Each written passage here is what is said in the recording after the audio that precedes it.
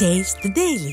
திருவண்ணாமலை தெற்கு மாவட்டம் போலூர் ஒன்றியம் கலசப்பாக்கம் சட்டமன்ற தொகுதிக்குட்பட்ட கழக நிர்வாகிகளுக்கான ஆலோசனை கூட்டம் குப்பம் நகரில் நடைபெற்றது.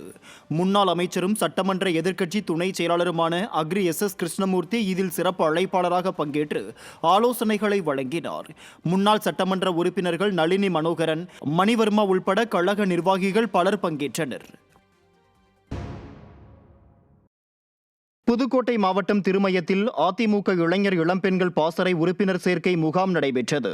அதிமுக அலுவலகத்தில் தெற்கு மாவட்ட கழக செயலாளர் PK வைரமுத்து தலைமையில் உறுப்பினர் சேர்க்கை முகாம் நடைபெற்ற நிலையில் கழக விவசாய பிரிவு துணை செயலாளரும் தெற்கு மாவட்ட பொறுப்பாளருமான ராஜமாணிக்கம் முன்னிலை வகித்தார். இதில் 100க்கும் மேற்பட்ட இளைஞர் மற்றும் இளம்பெண்கள் தங்களை அதிமுகவில் இணைத்துக் கொண்டனர். இந்த நிகழ்வில் மாவட்ட மற்றும் ஒன்றிய கழக நிர்வாகிகள் பலர் கலந்து கொண்டனர். தென்காசி மாவட்டம் சங்கரன் கோவிலில் நடைபெற்ற அதிமுக பூத் கமிட்டி நிர்வாகிகள் கூட்டத்தில் ஏராளமானோர் ஆர்வமுடன் கலந்து கொண்டனர்.